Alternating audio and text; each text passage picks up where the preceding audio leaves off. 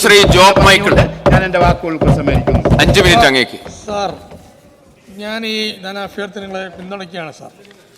നമ്മുടെ സംസ്ഥാനം കടുത്ത സാമ്പത്തിക ഉപരോധമാണ് നേരിടുന്നതെന്ന് നമുക്കെല്ലാവർക്കും അറിയാം. ഈ സാമ്പത്തിക ഉപരോധം നേരിടുന്ന സമയത്തും PWD വകുപ്പിനെ നന്നായിട്ട് കൊണ്ടുപോകുന്ന പ്രിയപ്പെട്ട മന്ത്രിയെ ഞാൻ ഈ അവസരത്തിൽ അഭിനന്ദിക്കുകയാണ് സാർ. നമുക്കറിയാം, ഇന്ന് ബഹുമാനപ്പെട്ട മന്ത്രി അദ്ദേഹത്തിൻ്റെ വകുപ്പിൽ കൂടി കേരളത്തിലെ 140 നിയോജകമണ്ഡലത്തിലും ഒത്തിരിയേറെ വികസന പ്രവർത്തനങ്ങൾ മുമ്പോട്ട് കൊണ്ടുപോയിക്കൊണ്ടിരിക്കുക.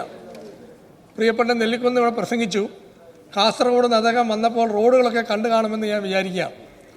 അതോടൊപ്പം തന്നെ കേരളത്തിൽ നടക്കുന്ന പല വികസന പ്രവർത്തനങ്ങളും പ്രിയപ്പെട്ട നെല്ലിക്കുന്നിന് കാസർഗോഡ് നിന്ന് വരുമ്പോൾ അദ്ദേഹം തിരുവനന്തപുരത്ത് എത്തുമ്പോൾ 14 ജില്ലയിൽ കൂടി കടന്നു വന്നതാണ്. അപ്പോൾ ട്രെയിനിലാണ് വരുന്നത്. അപ്പോൾ അദ്ദേഹത്തിന് അറിയാം, എല്ലാ കാര്യങ്ങളും നോക്കിക്കണ്ടാണ് അദ്ദേഹം വരുന്നത്. അദ്ദേഹത്തോട് ഞാൻ പറയുന്നത്, പകൽ സമയത്ത് വന്ന് സഞ്ചരിച്ചാൽ നല്ലതാണ്. അപ്പോൾ തീർച്ചയായും കേരളത്തിൽ നടക്കുന്ന PWD വകുപ്പിൽ നടക്കുന്ന വികസനങ്ങളെ കണ്ടില്ല എന്ന് നടിക്കുന്നത് ശരിയല്ല. കേരളത്തിലെ 140 നിയോജകമണ്ഡലത്തിലും പല രീതിയിലുള്ള വികസനങ്ങൾ നമുക്കിവിടെ കാണാൻ സാധിക്കും. ഞാൻ മന്ത്രിയെ അഭിനന്ദിക്കാൻ വേറൊരു കാര്യം, നമ്മുടെ PWD നേതൃത്വത്തിൽ നടക്കുന്ന CMD മീറ്റിംഗ്, ആ CMD മീറ്റിംഗ് ഇവിടെ ഇരിക്കുന്ന എല്ലാ MLA-മാരും അതാത് നിയോജകമണ്ഡലത്തിൽ നടക്കുന്നുണ്ട്. അപ്പം അവരവരുടെ നിയോജകമണ്ഡലത്തിൽ നടക്കുന്ന വികസന പ്രവർത്തനങ്ങൾ വരുന്ന തടസ്സങ്ങളെപ്പറ്റിയും അവിടെ വരുന്ന പ്രശ്നങ്ങളെപ്പറ്റിയും ചർച്ച ചെയ്യുവാനും അതിന് പരിഹാരം ഉണ്ടാക്കാൻ സാധിക്കുന്നുണ്ട് എന്നുള്ള കാര്യം വളരെയധികം എടുത്തു പറയേണ്ട ഒരു കാര്യമാണ്. അതോടൊപ്പം നമുക്കറിയാം, ചിപ്പി വഴി, റീബിൽഡ് വഴി, KSTP വഴി, അതോടൊപ്പം തന്നെ പല സ്കീമിൽ കൂടി 25,000 കോടി രൂപയുടെ പ്രവർത്തികളാണ് ഇപ്പോൾ നടന്നുകൊണ്ടിരിക്കുന്നത്.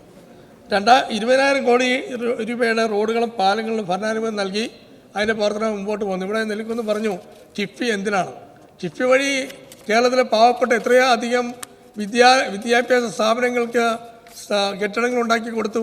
ഇന്ന് രാവിലെ ബഹുമാനപ്പെട്ട മന്ത്രി, വിദ്യാഭ്യാസ മന്ത്രി ഈ സഭയിൽ പറഞ്ഞല്ലോ, 5 കോടി രൂപയുടെ എത്രയോ കെട്ടിടങ്ങൾ, 100 ചിലവാനും കെട്ടിടങ്ങളുടെ പണി പൂർത്തിയായി, ഇനി 2 കെട്ടിടങ്ങൾ പൂർത്തിയാകാനുള്ളതാണ് പറഞ്ഞത്. അപ്പോൾ അതൊക്കെ ചെയ്തത് കിഫ്ബി വഴിയാണ് സാർ. അപ്പോൾ കിഫ്ബിയെ തള്ളിപ്പറഞ്ഞിട്ട് കാര്യമില്ല. കിഫ്ബി വഴി വരുന്ന ഫണ്ടുകൾ കൃത്യമായി ഉപയോഗിച്ചുകൊണ്ട് കേരളത്തിലെ ജനങ്ങൾക്ക് വേണ്ടി പ്രവർത്തിക്കുമ്പോൾ ആ പ്രസ്ഥാനങ്ങൾ അതിനെല്ലാം നേതൃത്വം കൊടുക്കുന്ന PWD വകുപ്പിനെ ഞാൻ അഭിനന്ദിക്കുകയാണ്. നമുക്കറിയാം, ഈ സർക്കാർ അധികാരത്തിൽ വന്നതിന് ശേഷം ഏകദേശം 17,500 കോടി രൂപയുടെ സാമ്പത്തിക അനുമതി നൽകി. ഇപ്പോൾ 5,656 കിലോമീറ്റർ റോഡുകൾ BMBC നിലവാരത്തിലേക്ക് ഉയർത്തി സാർ. അപ്പം നമ്മുടെ സംസ്ഥാനത്തെ മുഴുവൻ ജില്ലയിലും കടന്നു വന്ന മലയോര ഹൈവേയുടെ 2 റീച്ചുകൾ 256.43 കോടി രൂപയുടെ ചെലവ് പൂർത്തീകരിച്ചു. മലയോര ഹൈവേ പദ്ധതി 793.68 കിലോമീറ്റർ റോഡാണ് KRF വഴി മുഖേന നടക്കുന്നത്.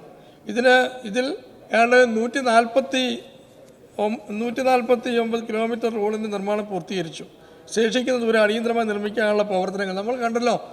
അരിക്കൊമ്പനെയും കൊണ്ട് പോയപ്പോൾ TV-യിൽ കണ്ടപ്പോൾ ഇത് കേരളത്തിലെ റോഡിൽ തന്നെയാണ് പോകുന്നത് എന്ന് ചോദിക്കുകയുണ്ടായി. അപ്പോൾ അത്ര അധികം നമ്മുടെ റോഡുകൾക്കുണ്ടായ മാറ്റങ്ങൾ നമ്മൾ കണ്ടുകൊണ്ടിരിക്കുകയാണ്. അതോടൊപ്പം തന്നെ മന്ത്രിയോട് ഒരു കാര്യം പറയാനുള്ളത്, JJM പദ്ധതിയിൽ കൂടി PWD നമുക്കറിയാം 2025 തീരുന്ന പദ്ധതിയാണ്. അപ്പോൾ PWD റോഡുകളുടെ അനുമതി നൽകുവാൻ വേണ്ടിയുള്ള ഒരു അടിയന്തരമായിട്ടുള്ള ഇടപെടലുണ്ടാകണം. അതോടൊപ്പം തന്നെ കുഴിച്ചിട്ടിരിക്കുന്ന റോഡുകൾ അടിയന്തരമായി പൂർത്തീകരിക്കുവാൻ, അതിൻ്റെ നിർമ്മാണ പ്രവർത്തനങ്ങൾ പൂർത്തീകരിക്കുവാൻ ബഹുമാനപ്പെട്ട PWD മന്ത്രിയും ജലസേചന വകുപ്പ് മന്ത്രിയും നമ്മുടെ തദ്ദേശ സ്വയംഭരണ വകുപ്പ് മന്ത്രി ഒരുമിച്ചിരുന്ന് ചർച്ച ചെയ്ത് ബന്ധപ്പെട്ട വകുപ്പുകളുടെ ഏകോപനം ആ കാര്യത്തിൽ ഉണ്ടാകണമെന്ന് ഞാൻ ഈ അവസരത്തിൽ പറയുകയാണ് സാർ. അതോടൊപ്പം തന്നെ PWD ഉദ്യോഗസ്ഥർ ജലസേചന വകുപ്പിൻ്റെ എഞ്ചിനീയർമാരെ കണ്ട കീരിയും പാമ്പും പോലാണ്. ജലസേചന വകുപ്പിൻ്റെ ഉദ്യോഗസ്ഥരും PWD ഉദ്യോഗസ്ഥരും കീരിയും പാമ്പും പോലെ പ്രവർത്തിക്കാൻ പാടില്ല. അവർ ഒരുമിച്ച് ഒറ്റക്കെട്ടായിട്ട് നിന്നെങ്കിൽ മാത്രമേ നമ്മുടെ ജലസേചന വകുപ്പിനെ JJM പദ്ധതി നമുക്ക് പൂർത്തീകരിച്ച് എടുക്കാൻ പറ്റത്തുള്ളൂ, വാട്ടർ അതോറിറ്റിയുടെ. അപ്പം തീർച്ചയായും ഇവിടെ ഭക്ഷ്യവകുപ്പിനെ പറ്റി നെല്ലിക്കുന്ന് പറഞ്ഞു.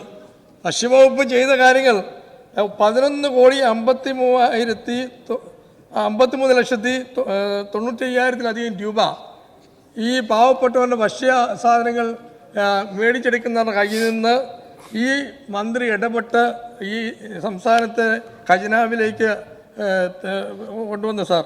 അതോടൊപ്പം തന്നെ അദ്ദേഹം പറഞ്ഞല്ലോ, BPL കാർഡിനെ APL കാർഡിനെ പറ്റിയൊക്കെ പറഞ്ഞു. എത്രയോ പാവപ്പെട്ട ആളുകൾക്ക് കാർഡ് മാറ്റി കൊടുക്കാൻ സാധിച്ചു. അതോടൊപ്പം തന്നെ നമുക്കറിയാം, സ്റ്റോറിൽ കൂടി പുതിയ കാർഡുകൾ വിതരണം, അതുപോലെ തന്നെ റേഷൻ കാർഡിൻ്റെ RRC അതുപോലെ തന്നെ റേഷൻ കടകളിലൂടെ വിതരണം ചെയ്ത ഭക്ഷ്യധാന്യ ഗുണനിലവാരം മെച്ചപ്പെടുത്തി സാർ.